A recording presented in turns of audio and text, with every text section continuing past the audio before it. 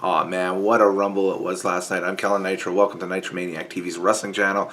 And there is my take, my live event opinion, and Nitro's take kind of all rolled into one for the Royal Rumble 2019. It took place at Chase Field, the home of the Arizona Diamondbacks, on January 27th, 2019, on pay-per-view and on the WWE Network, and I was there live.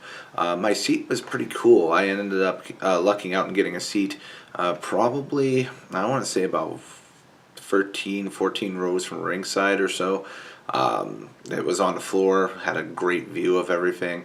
The only knock was I think I had a kid that was jumping up in front of me, every time there was a Rumble participant to run out to the railing to get a high five from them or something like that, or to boo them.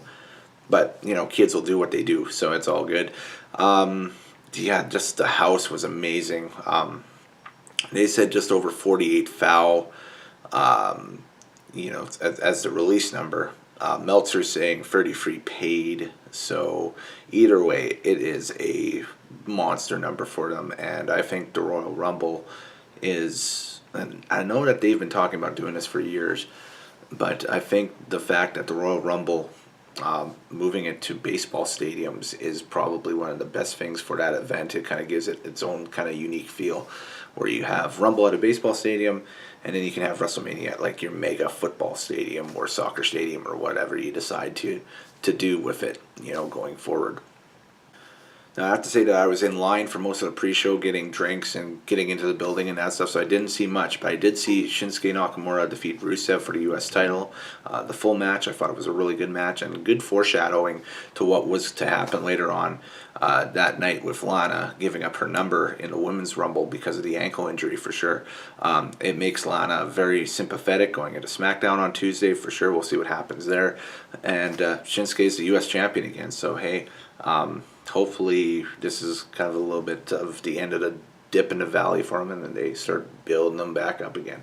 We'll have to see who he gets at Mania. Should be good.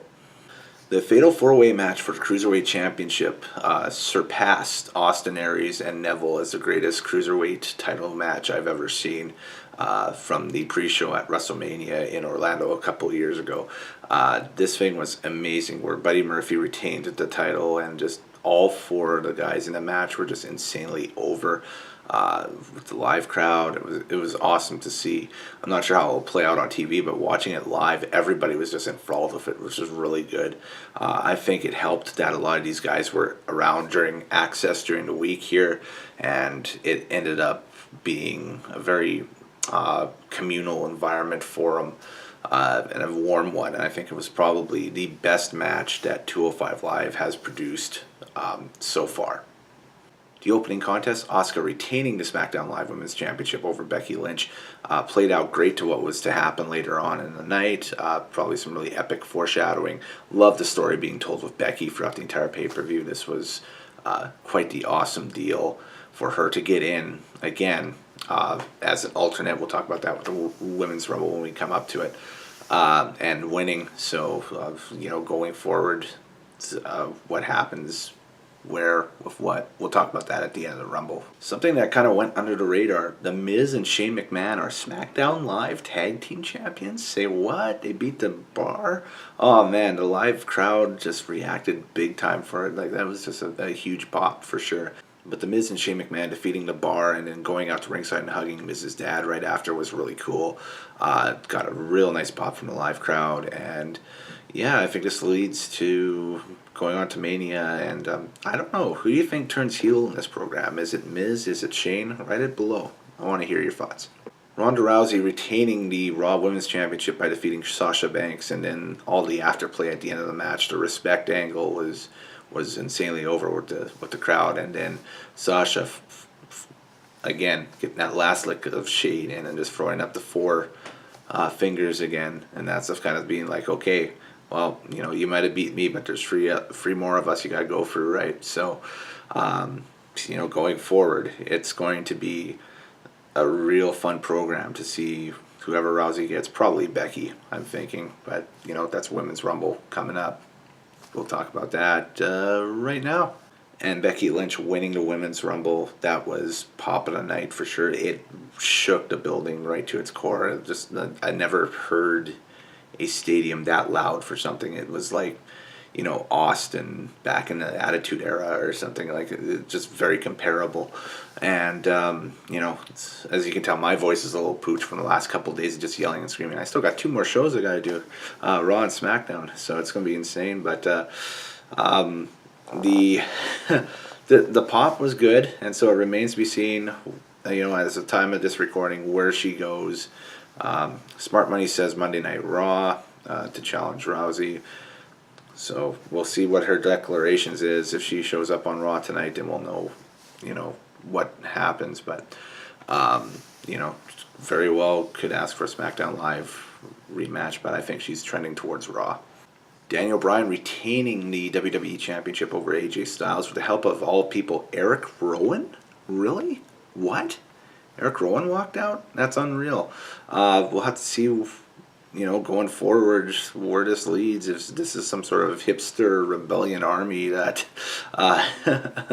Bryan has started or what. But we'll get more answers, I think, Tuesday night on SmackDown on the allegiance of this. If Bryan's got backup now or what's happening. But, man, what a match.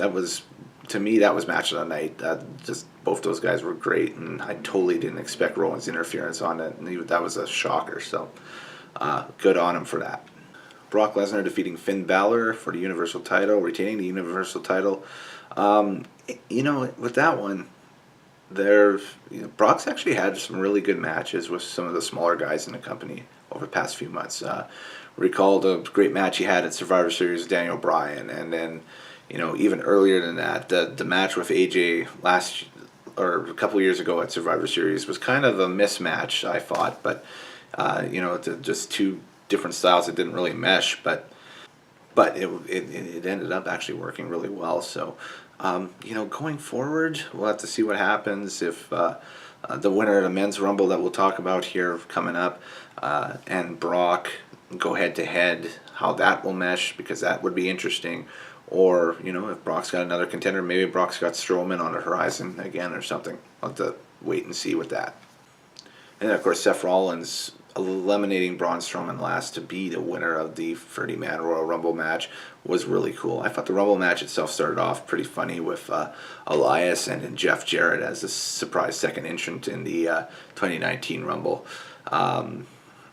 We were singing "With My Baby Tonight" in the role we were in and that stuff, so that was actually pretty cool. It was, just the attention for both Rumble matches was something that I had never experienced before. Obviously, and coming down here to see it live was such an awesome ordeal and such an awesome experience. And, it's just one of those things. It was really, really cool experiences from front to back, and it's like a high that's, I thought WrestleMania, you'd watch WrestleMania, you get a high off of it and go dip after, but no, this is as big of a high, if not bigger, right? So I'm going to give this one, this is very rare for me to do on a main roster pay-per-view, but I loved this show from front to back. I really, really did. I didn't think that there was very many sags or dead spots to it. So I'm going to give it a 9.5 out of 10 just for being there live. I thought it was such an awesome, great. But again, the show length itself is kind of the only down part, because it was probably about 4 or 5 hours long, or maybe even 6 hours long for a lot of people.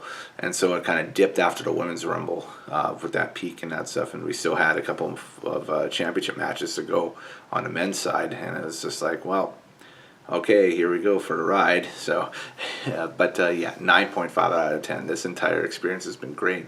I've met up with so many awesome people, too, that we'll talk about in a later vlog, podcast, whatever form that it will take, either when I get back to YEG or here. But anyway, as I say this is the afternoon, well, we're now in the afternoon going into Monday Night Raw, so we'll wait and see what happens tonight. I got a ticket for Raw, so I'm going to go down and check that out. But anyways, I'm killing Nitro later days. Happy wrestling watching. Enjoy Raw, enjoy SmackDown, and I'll come back and let you know what I think of those shows later on.